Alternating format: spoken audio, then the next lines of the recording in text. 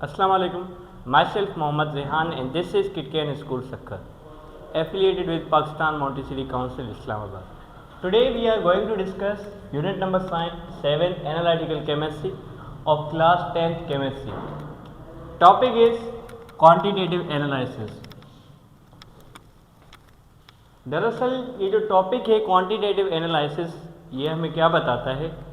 Likewise हमने analytical chemistry के ऊपर पहले भी टॉपिक डिस्कस कर चुके हैं कि एनालिटिकल केमिस्ट्री दरअसल ऐसी केमिस्ट्री है जिसमें आप मैटर की कंपोजिशन, स्ट्रक्चर, बिहेवियर को स्टडी करने के लिए सैंपल्स कलेक्ट करते हैं और इन सैंपल्स को दो तरीक़ों से एनालाइज करते हैं, ऑब्जर्व करते हैं। पहला जो था हमारा वो था qualitative. On the other hand अब जो हम डिस्कस करने जा रहे हैं वो है क्वांटिटेटिव एनालिसिस। क्वांटिटेटिव एनालिसिस में क्या करना है? Determine how much the quantity it is.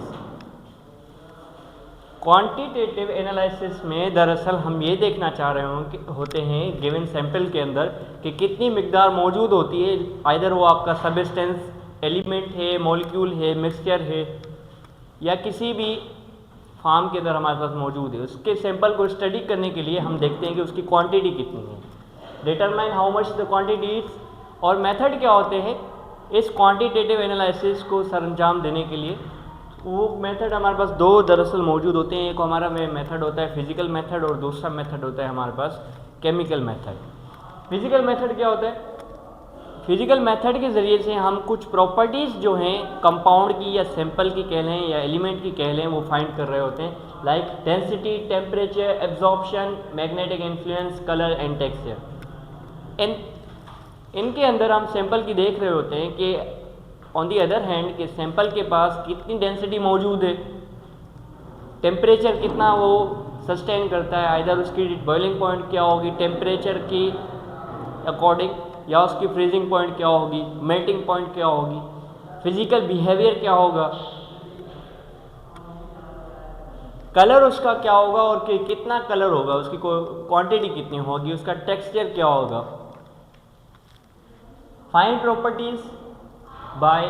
और बात करते हैं कि हम इन प्रॉपर्टीज़ को, इन फिजिकल प्रॉपर्टीज़ को या ऐसा कहें इस फिजिकल एनालिसिस को करने के लिए जिसके ज़रिए हम टेम्परेचर, डेंसिटी वगैरह हम ढूंढ रहे होते हैं, इसको सरंजाम किस तरीके से देते हैं, मेथडोलॉजी क्या होता है, टेक्निक क्या होती है या ऐसा कहें कौन से इंस्ट्रूमेंट्स हम इस्तेमाल करते हैं। हमारे पास सबसे पहले आता है FTIR जिसे कहते हैं फूरियर ट्रांसफॉर्म इंफ्रारेड स्पेक्ट्रोस्कोपी। दरअसल ये क्या है?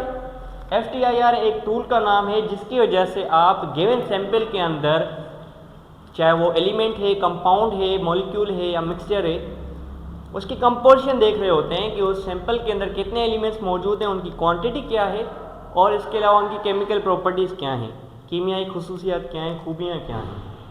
Bye measuring how they absorb IR light. वो किस तरीके से हम ढूंढ पाते हैं? We can find it by observing that how much the infrared light is absorbed by that sample. दूसरा हमारे पास मेथड होता है AES जिसे हम कहते हैं एटॉमिक इमिशन स्पेक्ट्रोस्कोपी। ये दरअसल ऐसी टेक्निक है जिसकी वजह से आप क्या मालूम कर सकते हैं कि एलिमेंट्स कौन से हैं सैंपल के अंदर और उसकी क्वांटिटी कितनी है।